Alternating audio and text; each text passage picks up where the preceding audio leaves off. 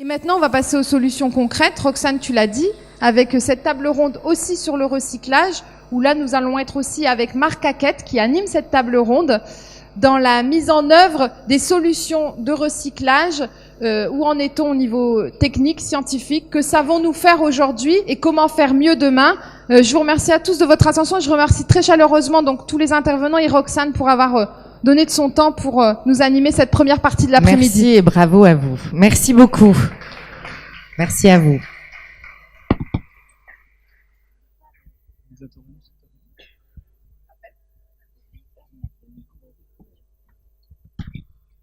Bonjour, merci à tous d'être présents pour écouter nos exposés sur le recyclage.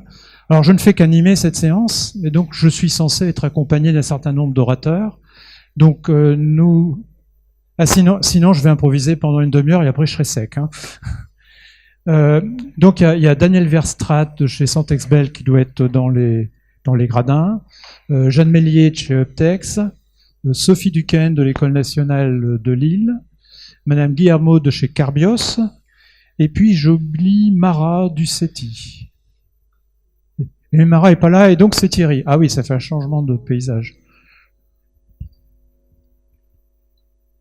Ah, je vous laisse vous installer.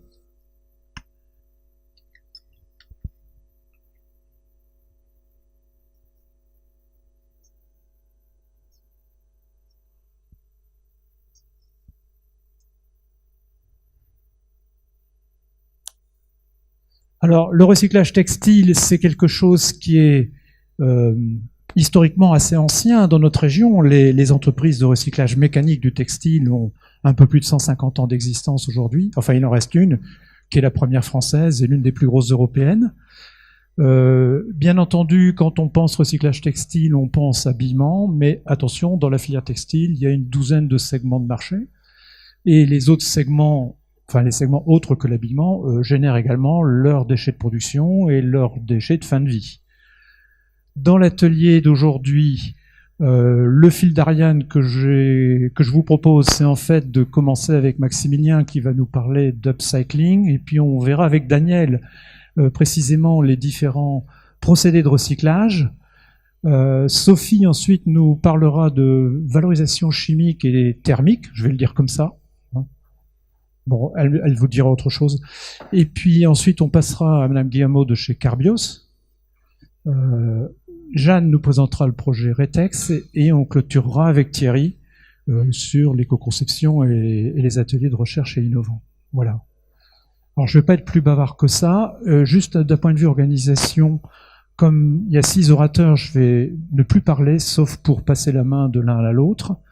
Et on a prévu une dizaine de minutes, un quart d'heure en fin de séance pour répondre à vos questions. Maintenant, si ça vous brûle les lèvres en cours de séance, levez la main. Si je vous vois, je vous donne la parole, mais notez plutôt vos questions pour la fin des exposés. On démarre avec Maximilien qui nous parle d'upcycling.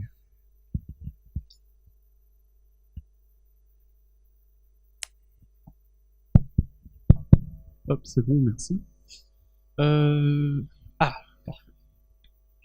Donc je me présente rapidement, Maximilien Butet-Schrub, je suis ingénieur en 7 promo 2017, donc tout nouveau sur le marché du travail. C'est pas la bonne. Non.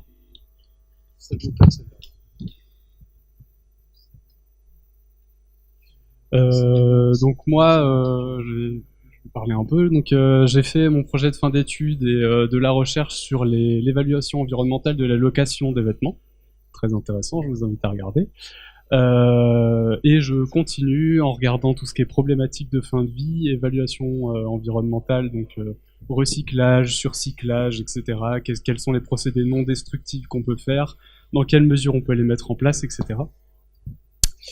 Donc vous verrez ma présentation, moi c'est plus des petites réflexions, des petites questions que je me suis posées vis-à-vis du surcyclage, parce que c'est quelque chose de très intéressant, mais qui est déjà soumis aux mêmes barrières que le recyclage, et qui, pour être, on va dire, le plus efficace possible, doit s'intégrer et ouais, être soumis aux mêmes contraintes que tous les produits. C'est lié, Maximilien, tu as la main, vas-y. Ah oui. Ok. Donc, premier slide, juste étude très intéressante, gros rapport de la Fondation Ellen MacArthur sur le recyclage, l'état de la filière actuellement. Faut noter quand même qu'on n'est pas des si mauvais élèves que ça en ce qui concerne la collecte des vêtements en fin de vie, même si on peut toujours mieux faire, on n'a pas encore tout, mais c'est de mieux en mieux, c'est quelque chose qui est en train de se faire. Mais décidément. Ce qu'il faut savoir, c'est que quand on récupère un vêtement en fin de vie, il arrive en tri et la plupart, il est rebalancé dans la seconde main. Et on se dit, déjà, ça c'est très bien. Le problème, c'est que la seconde main, souvent, c'est des marchés qui sont à l'étranger et donc on peut plus récupérer ou très difficilement récupérer les vêtements après leur seconde vie. Ou alors, en tout cas, c'est des circuits pas locaux, donc on va pas le faire dans les Hauts-de-France, par exemple.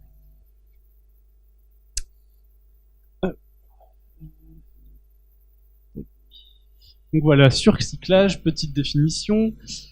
Donc le surcyclage, c'est à partir d'un produit, fabriquer un autre produit de valeur égale ou supérieure, sachant que c'est une valeur économique ou une valeur de fonction. C'est ça qui est très intéressant, c'est que simplement en partant d'un déchet en lui donnant une autre fonction, on fait déjà du surcyclage. Donc on peut quasiment dire que beaucoup de recyclage, c'est du surcyclage déjà. La frontière est assez ténue entre les deux. Donc les exemples que je montre ici, c'est une chemise refait en sac, et je crois que c'est une jupe aussi refait en sac. Visiblement le sac se porte très bien vis-à-vis du surcyclage, beaucoup d'exemples. Et là on peut déjà voir presque un problème, c'est-à-dire que le surcyclage est bien quand il s'intègre bien dans la boucle, c'est-à-dire que quand le produit refabriqué est facile à recycler ensuite, ou à refabriquer ensuite. Ce qui est problématique avec le recyclage, c'est les points durs, parce qu'on peut pas, par exemple le jean, c'est difficile à recycler parce qu'il y a beaucoup de points durs dedans, et donc il y a beaucoup de pertes vis-à-vis de ça. À recycler un jean, je crois que on peut recycler que 30% du jean environ. Bon, environ, hein, c'est un chiffre que je donne comme ça. Et ça, c'est parce que les coutures sont grosses, elles sont solides, donc on a du mal à les enlever, ou on est obligé de les enlever, on peut garder qu'une petite partie de la matière finalement. Donc c'est pareil avec le surcyclage, si je fabrique un produit, il faut qu'il soit aisé ensuite à recycler ou à refabriquer. Donc limiter les points durs, ou alors faire en sorte qu'on puisse les éviter, ou alors que par exemple si le point dur c'est une poche, peut-être que je peux la garder telle quelle pour la mettre ensuite sur un autre produit. Donc ensuite il y a les désassemblages, réassemblages pour faire le même produit, ça c'est le même principe. Le surcyclage, il peut être extrêmement léger en termes d'opération. Ça peut être tout simplement remplacer des choses, mettre des petits éléments sur le produit, ou au contraire complètement démonter le produit, garder une manche de ci, une poche de ça, un élément par-ci, un élément par-là, et faire un tout nouveau produit par rapport à tout ça. Donc j'en ai déjà un peu parlé. Les intérêts, de base, on valorise la matière, donc forcément c'est bien, parce que ça nous évite de produire de la matière vierge. On continue la boucle, si c'est bien fait, ça permet de réduire la production, de proposer des nouveaux produits, de proposer des nouvelles solutions. Et donc les défis, j'en ai également parlé tout à l'heure, du coup je suis un peu mélangé. Est-ce que c'est industrialisable? Donc là, je suis une grande entreprise, je vais faire plein de produits surcyclés.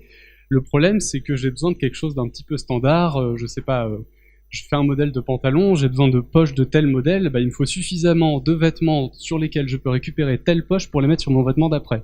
Ça veut dire qu'il faut avoir accès à une ressource, un vivier assez homogène, ce qui est très difficile d'accès, d'autant plus quand c'est quand c'est pas par exemple des invendus, mais que c'est après consommation.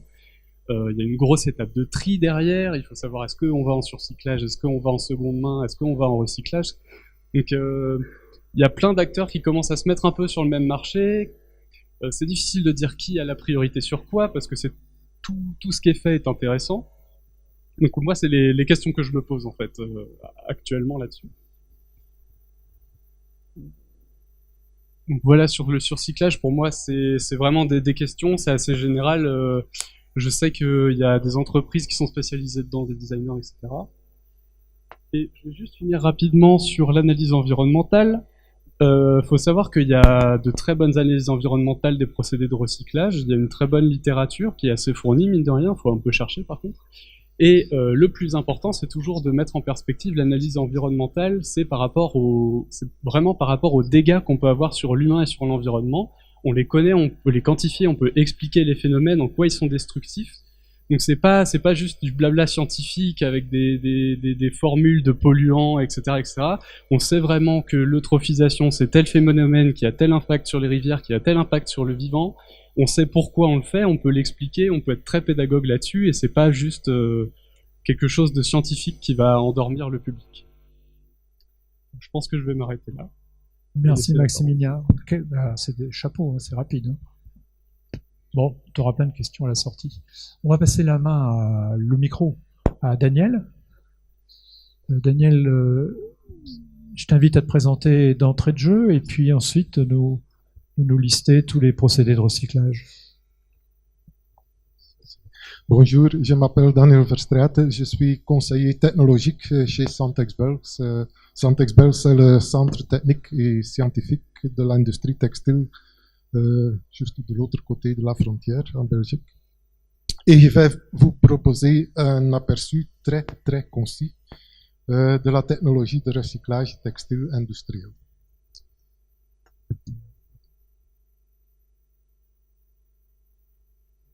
Mais avant de pouvoir recycler le textile, il faut d'abord collecter et le trier.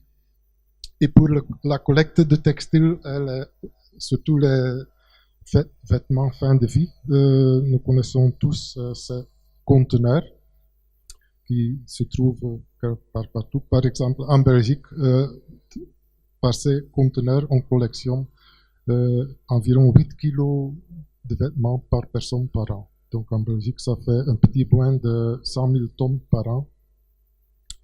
Et il y a aussi de plus en plus de nouveaux gisements de textiles fin de vie grâce au système de location de vêtements de travail et aussi la location de linge hospitalier, linge des hôtels.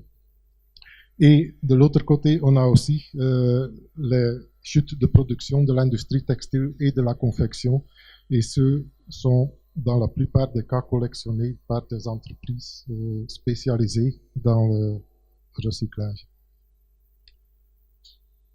Le tri de ces vêtements fin de vie se fait par des entreprises spécialisées et d'une façon très bien organisée et très professionnelle. Mais c'est aussi une façon de travailler très coûteuse puisque c'est manuel. On a besoin de beaucoup de personnel pour faire le tri. Et le tri se fait principalement en fonction de la réutilisation des vêtements. Et ça aboutit à un taux de réemploi d'environ 50%. Donc 50% des vêtements fin de vie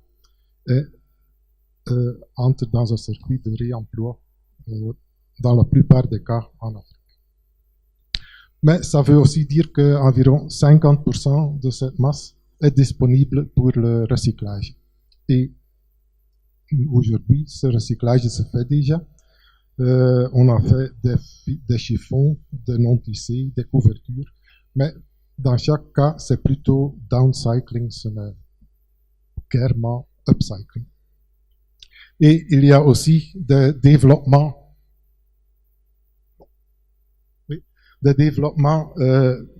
d'aides technologiques pour mieux trier, et par exemple l'infrarouge, le pré-infrarouge et tout ça, et ça permet de trier en fonction de la matière au lieu de trier en fonction du réemploi. Et ceci peut être très intéressant pour le recyclage. Le recyclage même, il y a deux grandes routes industrielles pour le recyclage, notamment la piste mécanique et la piste chimique. Le mécanique offre deux possibilités, à 100% mécanique, en coupant, déchirant, effilochant la pièce textile. On peut les transformer en flocons, en pièces de fil ou en fibre. Et ces flocons et ces fibres peuvent alors être transformés dans des non-tissés et sous certaines conditions et avec des paramètres bien définis, on peut aussi transformer une partie du textile dans des fibres qui peuvent être filées à de nouveaux fils. Et l'autre ligne du recyclage mécanique, c'est une combinaison d'action mécanique et thermique. On va aussi couper, déchirer le textile et puis on va le thermogranuler. On va en faire des granulés qui peuvent être transformés dans des matières plastiques ou même dans des filaments. Quelques exemples. Peut-être le mieux connu à 100% textile mécanique, ce sont les serviettes de Jules Clarisse qui contiennent environ 50% de coton recyclé mécanique venant des pantalons jeans. Et autre exemple bien connu de la piste plutôt plasturgie ou thermogranulation, ce sont les bouteilles PET qui sont transformées par la thermogranulation dans des granulés et puis transformés par extrusion en filaments polyester. La piste chimique, là on a aussi deux options. Pour tous les matériaux avec la cellulose, donc principalement le coton, par une série de procès chimiques ou bien avec les produits chimiques traditionnels classiques ou avec des liquides ioniques, on peut le transformer en viscose. Et la deuxième route chimique s'applique seulement sur le polyamide et le polyester. Et là, par une série de procès, on peut transformer les polymères polyamide polyester en monomères et de nouveau polymériser en faire des polymères. Et là, on obtient des matériaux vierges. Ce sont des matériaux qui ont les mêmes propriétés que les matériaux originaux. Ici aussi quelques exemples. Pour le viscose, peut-être le bien connu, le meilleur connu, c'est le fibre Refibra de Lenzing, ils ont l'introduit l'année passée. Là, on a remplacé une partie de la pulpe de bois qu'on a besoin pour en faire du viscose. On a remplacé environ 20% de pulpe par du coton. Coton, des gisements, des chutes de production, ton coton assez propre. Mais c'est un premier pas vers le recyclage chimique des produits cellulose. Et l'autre exemple, c'est aussi bien connu, c'est le polyamide 6, Econyl, qui est fait de chutes de production de polyamide et aussi de fin de vie de polyamide 6 par dépolymérisation et repolymérisation. Et pour finir, encore une remarque. Il n'existe, d'après nous, chez Santexpert, il n'existe aucun système ou méthode d'analyse chimique ou physique le résultat du recyclage pour déterminer le taux de contenu de matière recyclée. On peut seulement constater le taux de recyclage en faisant un audit de la production. Pour le moment, je vais finir ici et donner la parole. Merci. Merci Daniel.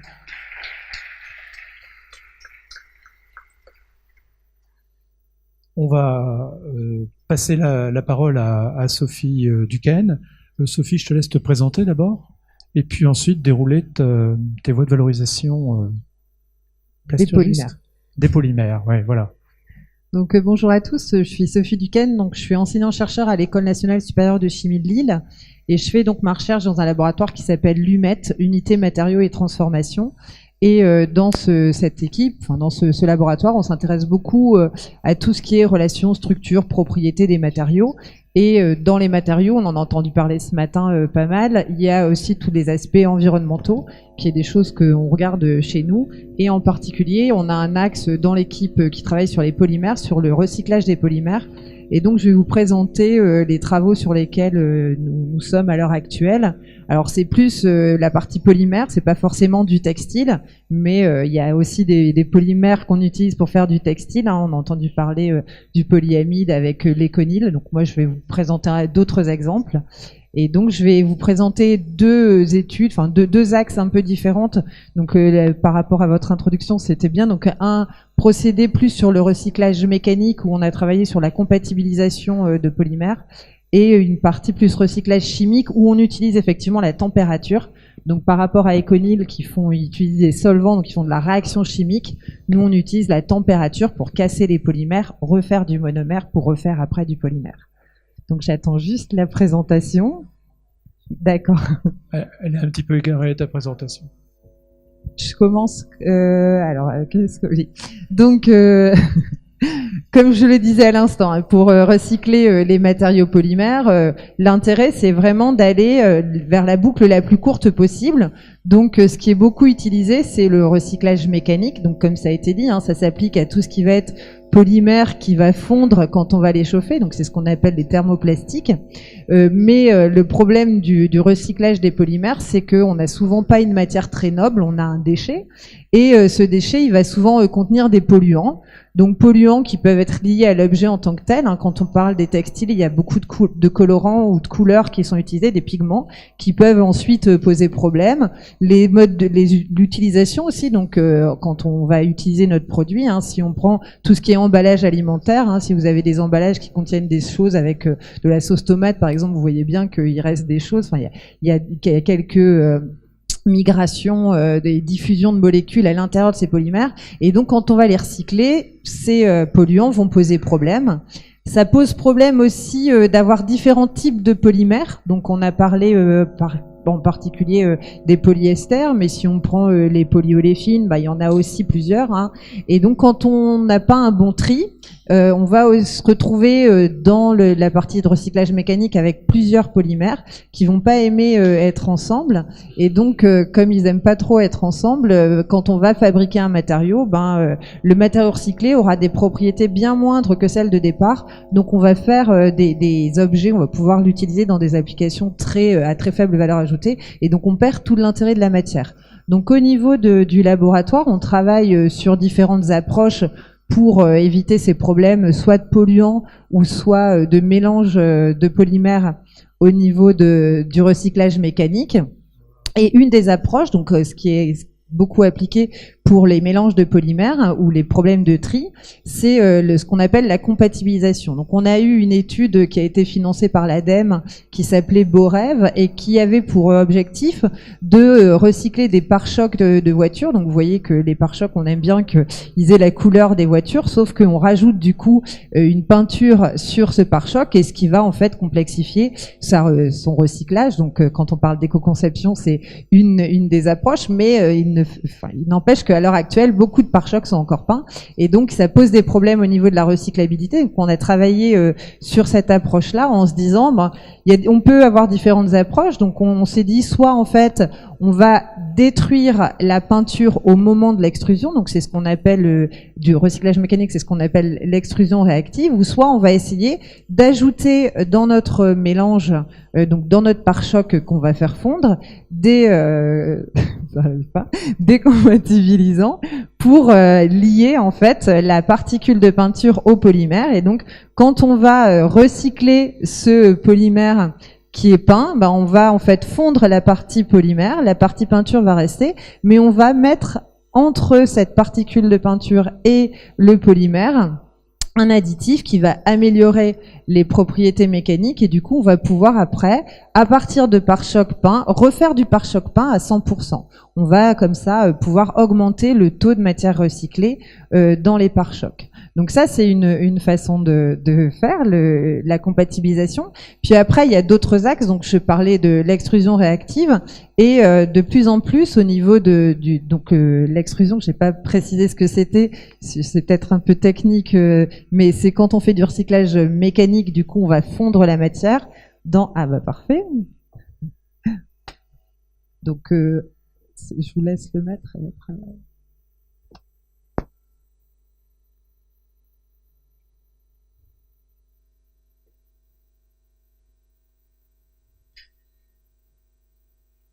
Il y avait le diaporama.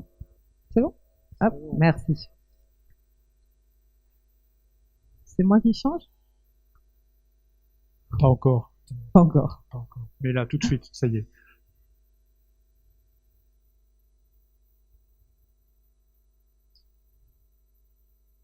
C'est bon. Hop, merci. Donc là, c'est ce que je vous expliquais, hein, la compatibilisation, c'est j'ai ma particule de peinture et tout autour, j'ai mon polymère et je viens mettre quelque chose à l'interface. Et donc, quand je fais mon recyclage mécanique, donc je fais fondre ma matière, ça avance pas. Non, ça marche pas. Hop, c'est bon. Celle d'avant. Donc quand je fais fondre ma matière et que je rajoute ce compatibilisant, donc il va venir se mettre, donc là sur cette image-là, vous avez des petites particules de peinture qui sont dans ma matrice polymère et j'ai enlevé mon compatibilisant pour bien visualiser. On voit bien que tout autour, j'avais ce compatibilisant qui fait que mes propriétés mécaniques, comme l'élongation à rupture, donc qui sont quand même relativement importantes pour un pare-choc, vont faire que je vais augmenter, enfin ou maintenir ces propriétés et donc pouvoir recycler. Donc je disais, hein, l'extrusion, c'est je passe dans une vis qui est chauffée, mon matériau fond, et j'en refais une matière. Donc on peut soit ajouter des additifs pour faire cette compatibilisation, ou on va pouvoir aussi faire de l'extrusion réactive, donc faire de la réaction chimique dans l'extrudeuse, ou on va pouvoir utiliser des fluides aussi dans notre extrudeuse, différents types de fluides. Et à l'heure actuelle, au niveau du laboratoire, on travaille sur l'utilisation de CO2 à l'état supercritique. Donc il y a un certain état du CO2 qui fait que quand on va mélanger des polymères qui normalement sont pas compatibles entre eux, on va améliorer cette compatibilité. Donc on travaille comme ça sur l'amélioration des procédés pour faire qu'on puisse recycler mécaniquement de manière plus importante les matériaux polymères. Donc ça, c'est une façon de faire, la meilleure, puisque dans la boucle, on a notre polymère, on garde la chaîne, on fait juste le fondre et lui redonner une seconde vie. Quelquefois, c'est pas possible parce qu'il y a trop de polluants ou c'est trop compliqué. Et donc, on va aller vers du recyclage chimique. Donc là, j'ai ma chaîne de polymères, donc les petites billes que Madame Perwells vous a montré ce matin. On va les couper pour en faire des petites molécules et qu'on va ensuite repolymériser. On peut le faire de différentes manières. Donc, on peut faire ça avec de la chimie, de la solvolyse. On utilise souvent des solvants qui sont pas toujours très sympathiques. Nous, au niveau du laboratoire, on le fait en utilisant la température. Donc, on va chauffer notre polymère pour casser les chaînes, refabriquer ces petites molécules qu'on va ensuite réintégrer dans un cycle soit de polymère ou soit dans l'industrie chimique pour en faire autre chose. Et on travaille en particulier sur la pyrolyse catalytique. Donc on va utiliser des catalyseurs, des agents chimiques. Alors tous sont pas toxiques, j'ai entendu catalyseurs toxiques, nous on travaille pas, vu qu'on est dans le recyclage, c'est quelque chose qui est pris en compte. On fait même des catalyseurs à base de déchets, donc on est vraiment dans une boucle où on prend en compte tous ces aspects-là. Et donc l'intérêt d'aller sur de la pyrolyse catalytique, c'est qu'on va pouvoir diminuer la température de mise en œuvre de ce procédé, donc qui va être à la fois environnementalement plus intéressant et économiquement plus intéressant. Et en designant bien notre catalyseur, on va pouvoir choisir le type de dégradation et donc former les molécules qui ont un vrai intérêt pour l'industrie chimique. Donc on travaille sur ce procédé-là en étudiant à la fois l'effet de la température, du temps de séjour, de la composition des mélanges, etc. Et donc on développe des catalyseurs. Alors ça, on le fait dans le cadre d'un laboratoire commun avec une société qui s'appelle NeoEco et qui est financée par la région. Donc c'est des choses aussi qui normalement devraient aller dans le concret prochainement. Et donc à titre d'exemple, là on a travaillé par exemple, donc ça c'est le petit pilote que l'on a au niveau du laboratoire. Donc on a notre échantillon qu'on vient placer dans notre four, on chauffe, et puis on récupère les produits de dégradation qu'on va analyser. Notre litre catalyseur, il est placé au-dessus de notre échantillon. Et puis si vous regardez ici un petit peu, donc ça c'est des analyses chimiques qui nous disent quel type de produit on a formé. Donc quand on part d'un polyamide, on va former, si on fait juste de la pyrolyse, pas mal de pas uniquement un maillon, mais plein de petits maillons, ce qui fait qu'après, ça devient compliqué de l'utiliser. Et nous, en utilisant un catalyseur, donc là, qui est une zéolite, on arrive comme ça à maximiser la formation du monomère, et donc on a quelque chose de plus propre, moins d'opérations de séparation à la suite, et donc un procédé qui va être plus intéressant à mettre en œuvre industriellement. Donc voilà, je vais m'arrêter là. C'était 2 exemples d'approches que l'on a sur le recyclage au niveau des matériaux polymères, qui s'appliquent principalement, on travaille beaucoup sur tout ce qui est déchets d'emballage, VHU, véhicules hors d'usage, et déchets d'équipements électriques et électrotechniques, mais pourquoi pas les polymères issus du textile. Merci de votre attention.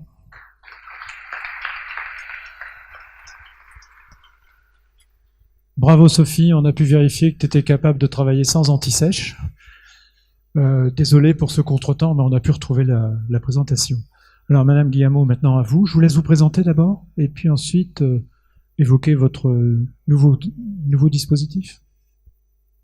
Bonjour à tous, Frédéric Guillamot, société Carbios. Donc, je suis responsable d'innovation dans cette société qui est une petite entreprise basée à Clermont-Ferrand. Donc on est aujourd'hui 19 salariés, et c'est une entreprise de R&D qui a vocation à développer des procédés du stade labo jusqu'au stade industriel, et qui n'a pas vocation après à industrialiser elle-même le procédé, mais plutôt à le licencier à des partenaires. Donc notre originalité, c'est de développer ces procédés à partir d'enzymes, donc des catalyseurs d'origine biologique. Donc ce sont des petites protéines qui catalysent des réactions chimiques classiques, donc d'hydrolyse, sur des polyesters. Donc on s'est intéressé à 2 types de polyesters, dont l'un est très utilisé dans l'industrie textile, puisque c'est le polyéthylène terephthalate, donc le polyester des vêtements, mais aussi qu'on retrouve dans les plastiques, par exemple dans les bouteilles d'eau. Donc Carbios s'est d'abord intéressé au recyclage des plastiques, et on s'intéresse aujourd'hui à étendre ce procédé au textile. Donc,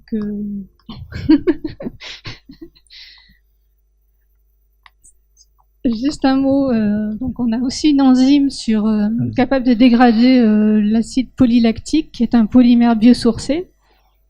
Et dans ce cas, on a développé un procédé pour rendre complètement biodégradable ce polymère, puisque c'est un polymère qui est 100% biosourcé. Il a été présenté ce matin.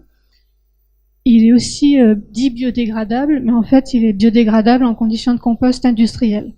Donc le fait d'ajouter une enzyme dans le PLA peut aussi accélérer sa dégradation pour le rendre dégradable, quelles que soient les conditions. Donc pour en revenir au recyclage, ça y est.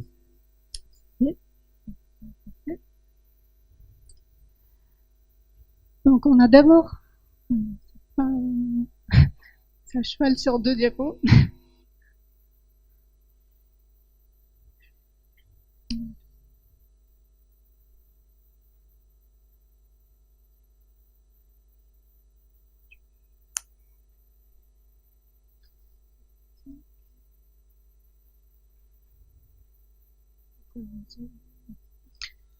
Donc là, vous avez le petit schéma de l'enzyme avec la chaîne de polymère à l'intérieur. Et donc, l'enzyme catalyse la réaction d'hydrolyse du polymère et libère les monomères.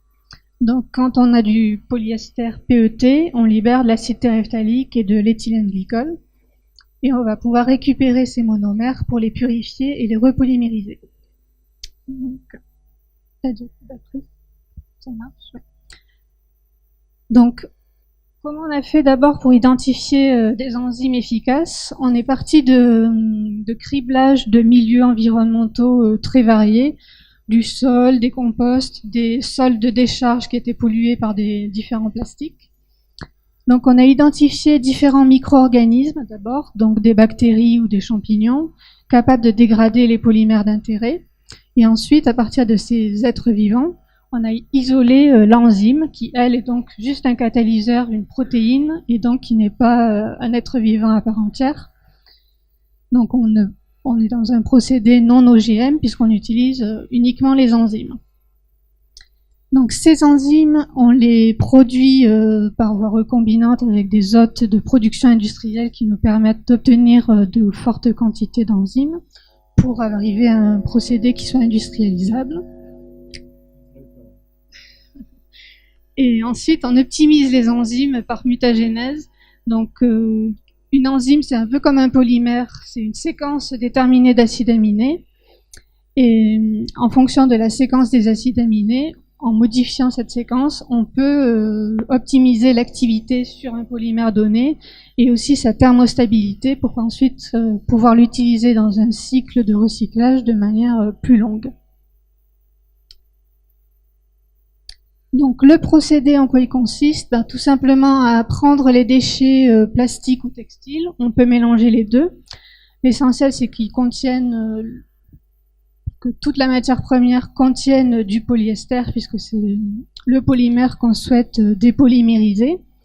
Il peut y avoir des mélanges, donc on peut traiter du polyéthylène avec du polyamide ou avec du coton dans le cas des textiles. On met l'ensemble de ces déchets après un pré-traitement pour augmenter la surface de contact avec l'enzyme. On les met dans un réacteur en milieu aqueux et on travaille grâce à l'enzyme qui est un catalyseur biologique, donc qui travaille à conditions relativement douces. On travaille sans solvant à des températures qui sont de 60-70 degrés pour arriver à une dépolymérisation totale du PET en 24 heures. Donc, à l'issue de ce réacteur de dépolymérisation, on peut purifier les monomères, les récupérer, et ces monomères peuvent être réutilisés pour refaire du PET vierge, de même qualité que le PET d'origine pétrolière. Donc, il peut être utilisé aussi bien pour faire du plastique ou pour des textiles.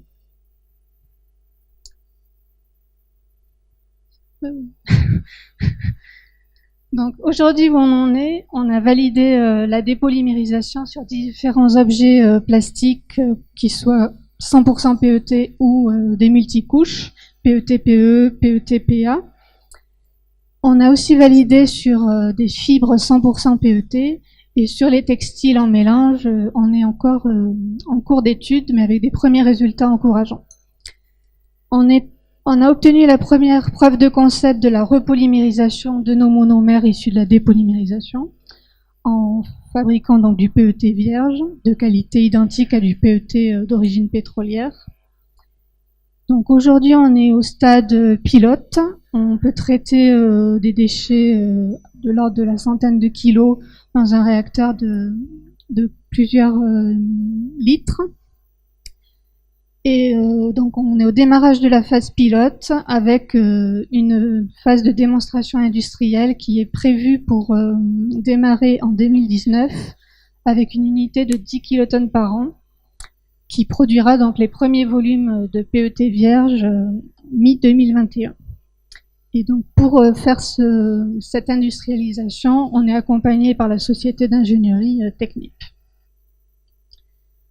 En parallèle du développement, on s'intéresse aussi à comment mettre sur le marché notre technologie et donc on a créé un consortium dont L'Oréal est le premier membre fondateur pour inciter la demande par rapport aux brand owners qui sont très demandeurs d'utilisation de PET recyclés et qui sont aujourd'hui confrontés à des problématiques d'approvisionnement en déchets de qualité suffisante pour avoir des produits 100% PET recyclés.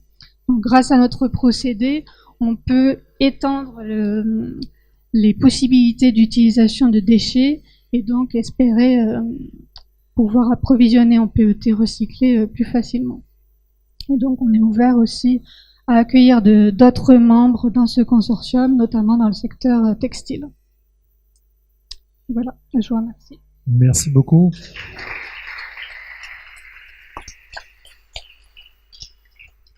Alors c'est Jeanne Mélier du pôle Uptex qui va vous présenter un projet Interreg qui s'appelle Retex. Je te laisse te présenter d'abord, Jeanne. Oui, bonjour. Donc Jeanne Mélier du pôle Uptex, chargée de projet. Le pôle Uptex est un pôle de compétitivité dédié à l'innovation textile. Donc, et moi, je suis en charge des écomatériaux, lin, chanvre, tous les biopolymères et également de recyclage. Donc là, je vais vous présenter un projet. Alors, on accompagne les entreprises sur des projets d'innovation et on a aussi nous-mêmes nos propres projets qui sont des missions d'intérêt général sur lesquelles on a des fonds européens, ça s'appelle les projets Interreg. Et on a les partenaires CD2E, Santexbel, Fedustria sur un projet dédié à l'économie circulaire. L'idée étant que la filière textile souhaite travailler sur l'écologie, le recyclage et aussi trouver des solutions sur pour leur chute de production et également faire des propositions de textiles issus du recyclage. Donc rapidement, le projet donc s'appelle Retex et c'est un programme Interreg France, Wallonie, Flandre. Donc l'idée des programmes Interreg et les fonds européens qui sont attribués, c'est de travailler sur le croisement des compétences transfrontalières et encourager cet aspect transfrontalier. Bon, en textile, on l'a déjà traversé la liste, c'est pas très compliqué, mais n'empêche que on a constaté des complémentarités dans le groupe qu'on a constitué sur le projet Retex.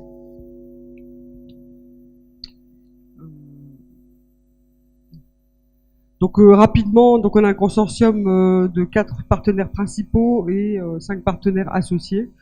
Les partenaires associés ne sont pas financés, mais ils font profiter de leur réseau et eux profitent aussi évidemment de nos actions. Donc j'en ai parlé. Donc il y a Uptex, le centre des éco-entreprises, Marc Hackett, Santexbel avec Daniel Verstraat, et puis Fedustria qui est le syndicat professionnel des industries textiles et bois en Flandre et Wallonie. Je passe le détail sur les autres partenaires, mais en particulier il y a EcoTLC, qui n'est pas dans la région du territoire du programme Interreg, mais qui a énormément de membres dans la partie Hauts-de-France, puisque il a toute la grande distribution.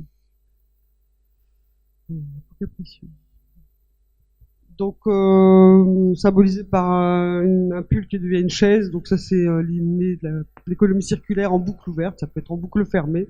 On cherche d'ailleurs beaucoup la boucle fermée pour pouvoir mettre à disposition des fibres recyclées pour l'industrie textile. Donc le contexte, on en a déjà beaucoup parlé, donc je vais être très très rapide.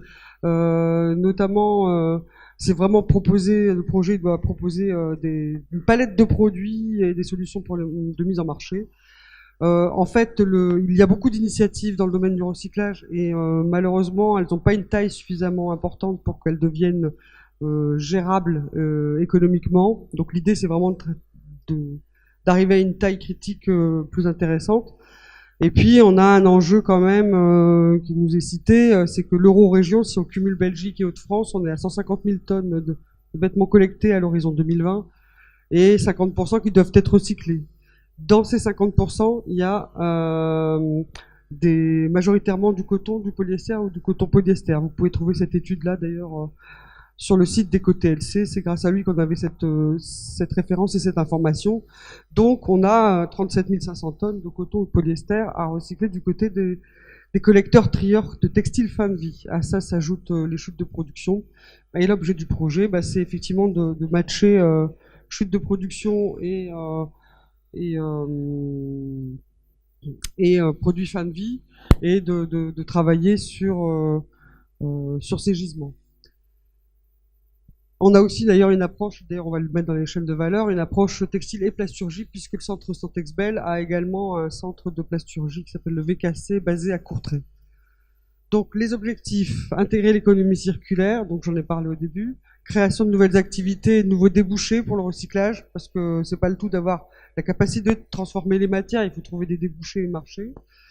Réduire les déchets, notamment en coton polyester, et développer des démarches d'éco-conception, et surtout, pour que ça marche, des nouveaux modèles économiques. Et donc là, actuellement, le projet, il a commencé en octobre 2016, pardon, il doit durer 4 ans. Sur les 4 ans, donc on a déjà fait un travail de sensibilisation, donc on fait des ateliers, on fait des séances de sensibilisation sur tous les versants du territoire du programme. On a créé un site internet qui s'appelle dotheretex.eu que vous pouvez consulter, sur lequel vous pouvez vous inscrire. On a un espace ouvert où il y a des articles, un espace fermé, toujours gratuit, mais il faut donner plus d'informations pour avoir soi-même des informations, qui est en cours. Il hébergera la bourse de l'économie circulaire, avec une matériothèque, des cahiers des charges produits, une base de données, etc. Ensuite, on a mis en place depuis 1 an des questionnaires aux entreprises pour connaître leurs flux entrants et déchets. Et l'idée, c'est quand même d'avoir une massification une vision géographique et de masse des différents flux qui sont achetés et des différents flux de déchets qu'on peut utiliser. Et donc, on a repéré quand même une masse de polyester et de coton qu'on retrouve de toute façon quand même un peu partout, même si l'industrie textile des régions de France et Flandre-Wallonie, ce sont des textiles techniques, et bien on pourrait s'attendre à ce qu'il n'y ait pas que du coton polyester, c'est le cas, mais il y a encore une bonne marge de manœuvre pour travailler sur ces matières-là dans la région. Et donc, à partir de là, on doit commencer à créer des groupes projets, donc évidemment, tous ceux qui n'ont pas encore participé à des ateliers de Retex peuvent s'inscrire et puis dire j'aimerais bien être dans un groupe projet pour pouvoir développer une activité chez eux, voir comment on peut d'ailleurs construire ce groupe projet en chaîne de valeur, c'est-à-dire en textile depuis la matière en passant par de la fibre, du fil et du produit fini. Ça, c'est une chaîne de valeur, et on l'a pour l'instant en coton ou en coton polyester. Et puis on a aussi à identifier des chaînes de valeur en plasturgie.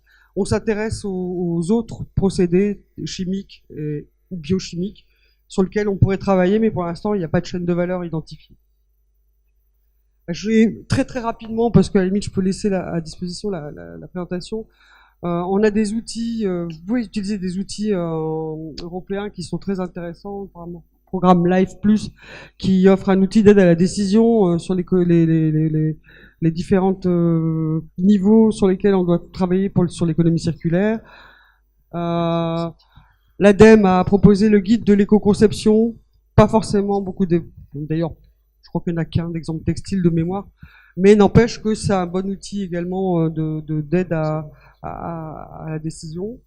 Et côté LC, tous les ans, un appel à projet, je vous invite à vous y intéresser, c'est date butoir le 31 octobre tous les ans, donc je suppose que ce sera la même chose cette année. Vous pouvez candidater pour proposer un projet avec des débouchés pour traiter les textiles, linge de maison, chaussures en fin de vie. Et il y a sur leur site internet, si vous voulez une source d'inspiration, les routes de l'innovation qui sont téléchargeables avec les projets très très agaçants. Avec les projets déjà réalisés. Ah bon, maintenant il veut plus. Voilà. Bon, bah tant pis. Juste avant, il y avait Fashion at the Crossroad, mais je crois que quelqu'un intervient de chez Greenpeace. On avait été interrogé d'ailleurs par Greenpeace il y a 1 an et demi sur ce précédent, si j'y arrive. Ouais, c'est celui-là. Et là, il y a vraiment un tableau très très intéressant de tout ce qui a été fait au niveau de la mode, les bonnes initiatives, plus ou moins réussies, et franchement je vous invite à le lire, c'est très intéressant.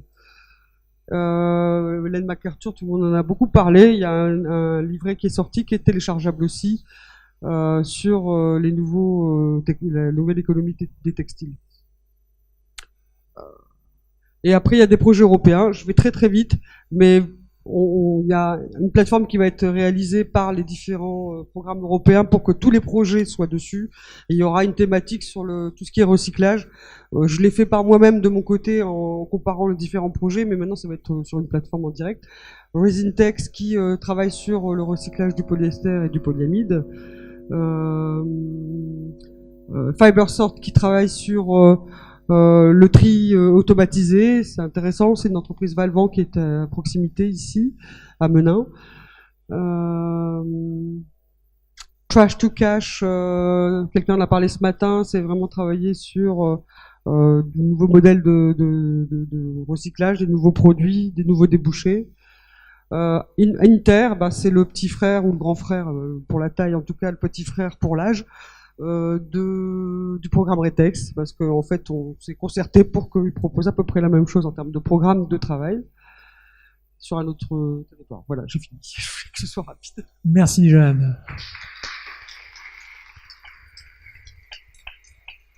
Il y a tellement de choses à dire, tellement de choses à dire. Alors Thierry qui, au pied levé, remplace Mara. Oui, ça. Mara est, alors, je est te coincée, laisse. Mara est basé à Lyon et n'a pas pu nous rejoindre aujourd'hui. Il fait des grèves de train. Et donc, elle m'a demandé Nous, on a des problèmes d'ordinateur. de la remplacer. J'attends. Ça vient. Tu peux déjà te présenter, Thierry, présenter la structure. Alors, je vais vous présenter d'abord le CETI. Le CETI, c'est le Centre européen textile innovant, qui a été inauguré en 2012. Chargement.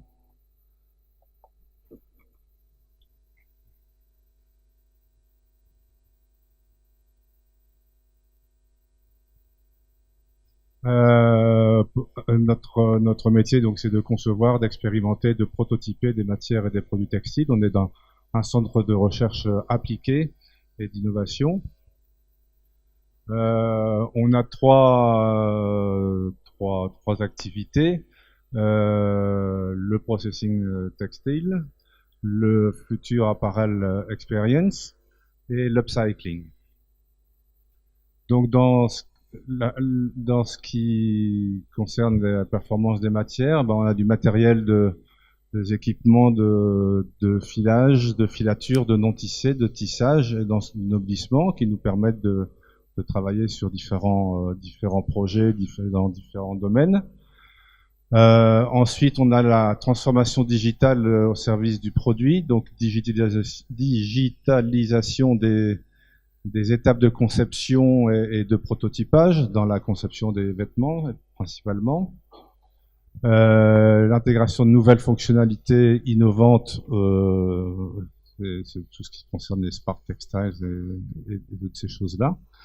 Et des nouvelles expériences avec le client final, donc c'est l'équipement des magasins avec des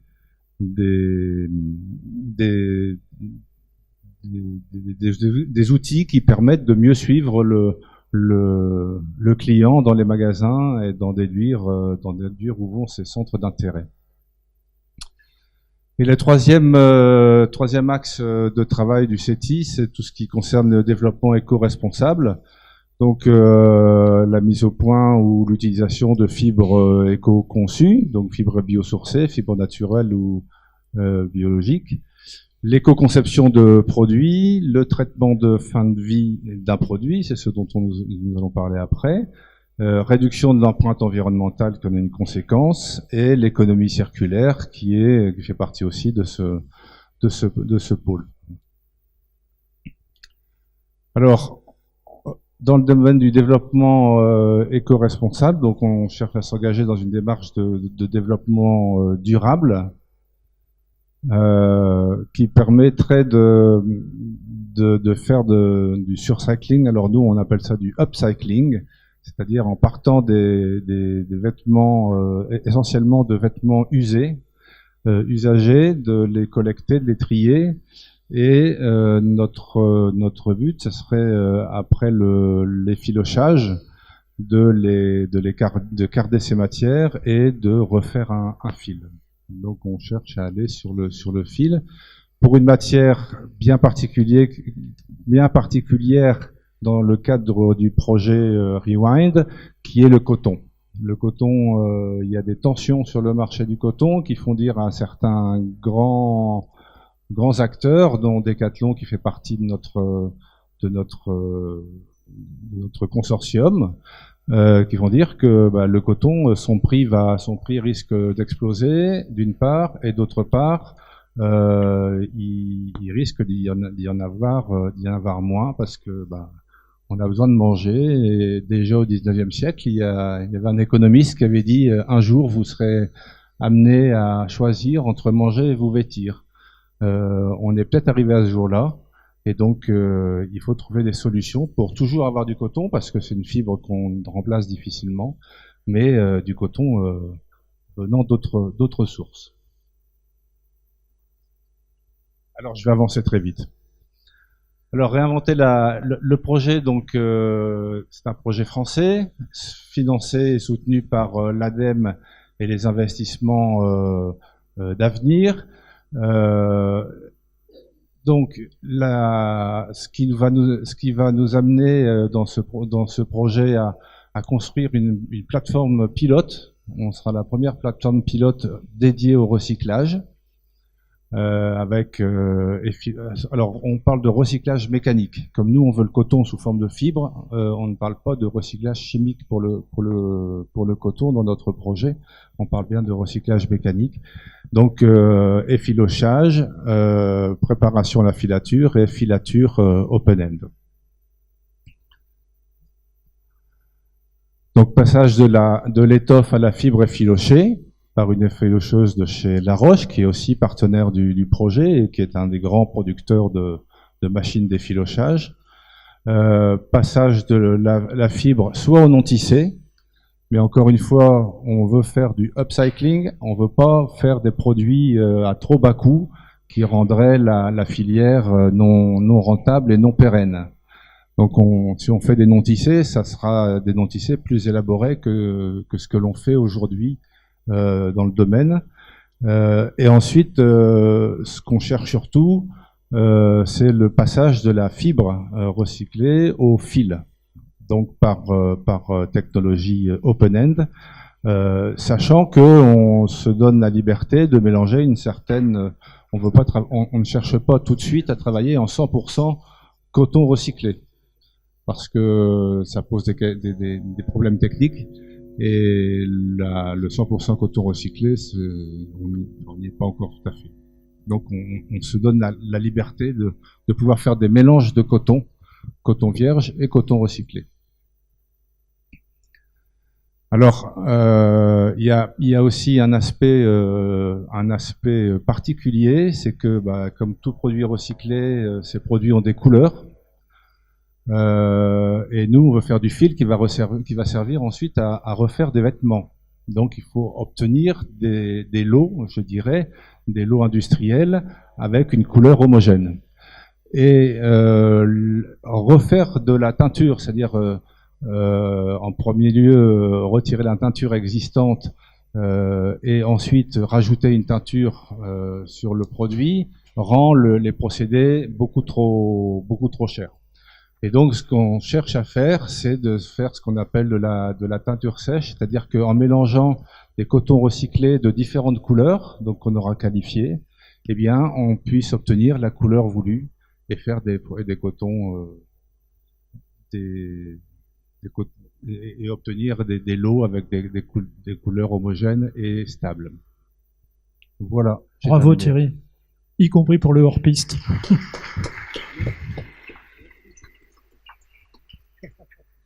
Alors voilà, on a terminé les différentes présentations. On va donc maintenant vous donner la parole. Je vais abandonner mon micro à ma petite voisine et elle va monter 4 à 4 pour venir vous le présenter. Alors, qui se lance? N'ayez pas peur. Hein. Personne?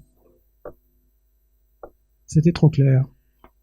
Alors, pour vous laisser le temps de mûrir ou de réfléchir vos questions, moi j'en ai préparé quelques-unes. Alors, Madame Guillemot, moi j'aurais déjà envie de lui demander, mais quelle différence y a-t-il ou quels sont les avantages de votre procédé bioenzymatique par rapport à des procédés chimiques un peu plus classiques? Alors là, je suis sous le contrôle de Sophie. Je pense à de la solvolyse Ou je pense par exemple à la polycondensation du PET qui est actuellement en vigueur pour recycler les bouteilles. C'est une grosse question. Hein. Le procédé thermomécanique nécessite un tri amont très poussé par couleur pour obtenir un PET recyclé de qualité.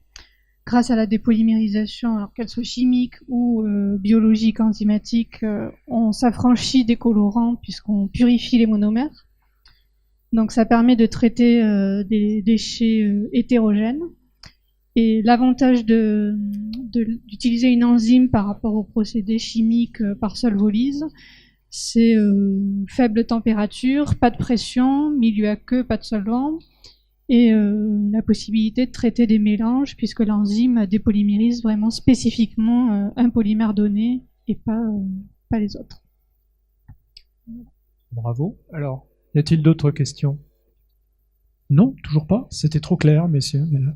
Ah. Attendez, on vous apporte le micro. On vous apporte le micro.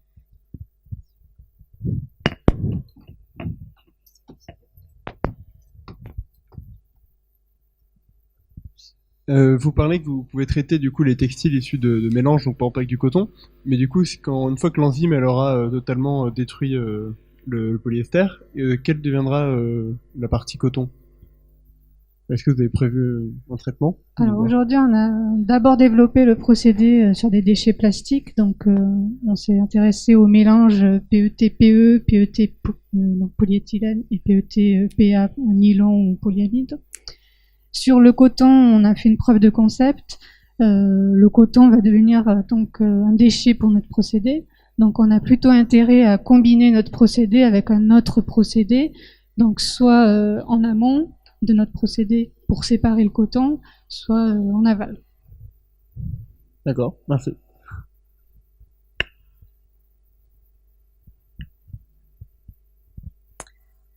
Quand vous parlez que vous mettez vos textiles, justement, je m'adresse à la même personne, je ne me rappelle pas de votre nom.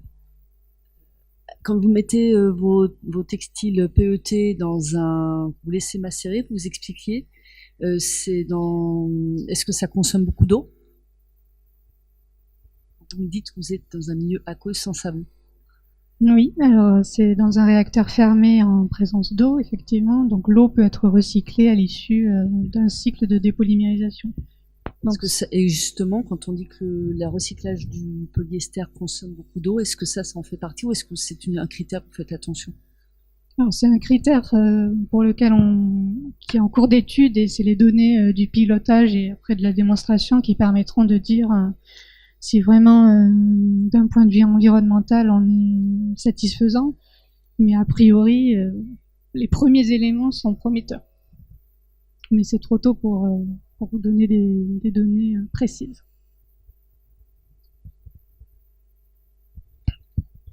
Je voulais juste savoir au niveau de la vitesse de dépolymérisation, c'est pas une contrainte, parce que la solvolyse c'est assez rapide, mais c'est le cas aussi.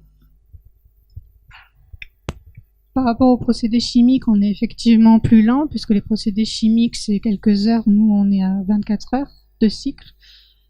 Sur nos premières estimations, c'est pas un problème pour avoir un coût de PET qui soit équivalent à du PET vierge. Donc notre objectif n'est pas d'avoir une matière recyclée qui soit à plus bas coût que le polymère vierge, puisqu'on aura une qualité identique. Et après, donc le travail d'optimisation de l'enzyme se poursuit pour essayer de raccourcir le temps de cycle. Pour vous donner une idée, la première enzyme qu'on a identifiée dégradait 90% du PET en 3 jours, et avec la première version optimisée, on est passé à 24 heures. Et on a encore des possibilités pour améliorer ça. Voilà. Il me reste à vous remercier de votre attention et de nous excuser encore pour nos petits ennuis informatiques, mais bon voilà, ça existe encore. Un dernier alors, hein, parce que je vais me faire attraper ensuite. Question peut-être un peu ouverte parce qu'elle est très large. Je trouve que c'est très intéressant d'avoir vu un peu toutes les possibilités de recyclage. Maintenant, on n'a pas tellement de chiffres au niveau des coûts, que ce soit les coûts en en termes de monnaie, et ça a été un peu abordé, mais surtout les coûts environnementaux. Est-ce qu'il y a des procédés qui sont plus intéressants au niveau environnementaux que d'autres? Est-ce qu'on a une idée déjà un peu sur ces aspects? Au niveau je vais répondre pour le coton, qui est la seule fibre sur laquelle j'ai travaillé dans ce domaine-là pour l'instant. Au niveau du coton, c'est vrai que le coût est un enjeu majeur, parce que le fait de collecter, de trier, de trier ensuite par couleur et par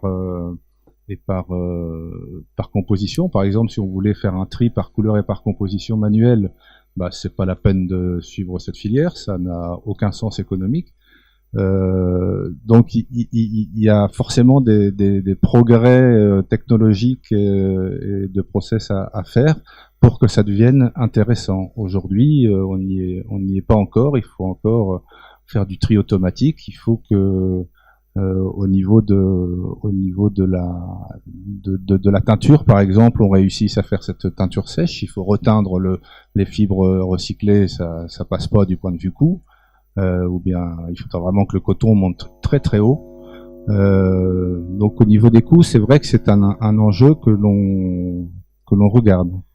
Nous, on a évalué que il fallait que le procédé de recyclage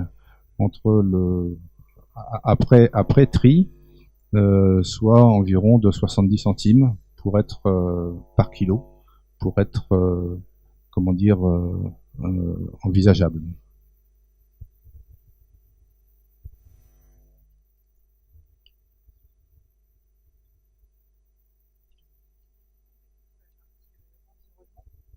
Au niveau du coût environnemental, il y a des études qui ont comparé le recyclage chimique, mécanique et autres. Alors, je ne sais pas si le recyclage enzymatique était dedans, mais ce qui est en général montré, c'est que plus la boucle est courte, mieux c'est.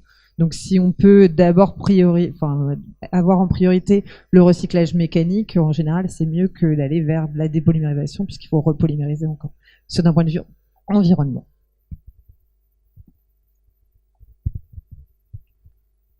Merci Anne pour ta question experte. C'est vrai que le recyclage aujourd'hui est dans un équilibre qui est celui voulu par notre économie linéaire. Et donc on est très vite limité d'un point de vue économique sur les opérations que l'on peut enclencher. Ce que vient de dire Thierry est fondamental. Si on veut faire un tri par coloris, aujourd'hui on ne peut pas se le payer. Et donc c'est là que se trouvent les enjeux de l'économie circulaire. Alors dans l'économie circulaire, il ne faut pas se tromper, il y a deux mots qui n'ont rien à voir ensemble. Circulaire, c'est bien pour le flux de la matière, et l'économie, faire tourner l'argent en rond, ça n'a jamais marché, c'est l'économie, il faut trouver ces nouveaux modèles. Et donc, pour trouver ces nouveaux modèles, il faut anticiper la fin de vie des produits, parce que aujourd'hui, Maximilien le disait tout à l'heure, recycler un jean, c'est compliqué, parce qu'on récupère 40% selon les critères qualité que l'on a. Si on veut faire davantage, alors on va certainement pas vers du fil, on va vers des non-tissés, et donc on va vers des voies de recyclage qui sont dégradées en quelque sorte. Donc l'enjeu, et il y a une opportunité pour vous qui avez suivi ces ateliers avec autant d'attention, c'est aussi d'aller vers une autre étape, qui est celle de l'éco-conception, c'est-à-dire comment va-t-on anticiper la fin de vie du produit? Est-ce qu'on peut éviter de faire 300 000 coutures? Est-ce qu'on peut éviter de mettre des boutons qui ne sont pas tous de la même matière? Est-ce qu'on peut éviter de mélanger les matières? Parce que tous ces paramètres-là, qui peuvent paraître intéressants d'un point de vue fonctionnel ou d'un point de vue esthétique, compliquent sérieusement la tâche en fin de vie. Alors, je fais un peu de teasing. Pour ce qui est de l'éco-conception, ici même à l'Ansett, dans un petit mois, le 13 mai, se tient le matin un atelier d'une matinée, pardon, je radote un peu, d'une matinée sur ce sujet-là. J'espère, Anne, que tu seras avec nous, mais oui, tu seras avec nous, c'est déjà écrit. Et là, on essaiera de voir ensemble comment on peut anticiper cette fin de vie, parce que jusqu'à aujourd'hui, il faut bien avouer qu'on subit le déchet. Hein. On a beaucoup de mal à le maîtriser. Il nous échappe. Demander à un recycleur comment il va recycler le Samsung Note 7, eh ben, il va jamais le recycler puisqu'on l'a interdit à la vente avant même qu'il n'arrive sur les marchés.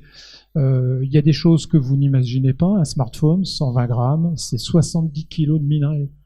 Alors évidemment, quand il faut recycler le smartphone, je peux vous dire qu'il y a des concentrés de métaux qui sont terribles. Et dans le textile, on n'est pas loin. On a aussi des mélanges de matières qui sont parfois insurmontables. On peut pas démarier les choses. Voilà. Je ne serai pas plus bavard parce que c'est un peu mon péché mignon. Et je vais passer la. Je suis là. Avec le phare, là, je te vois pas. Hein. Alors, merci beaucoup, Marc. Je pense qu'on peut les applaudir vraiment.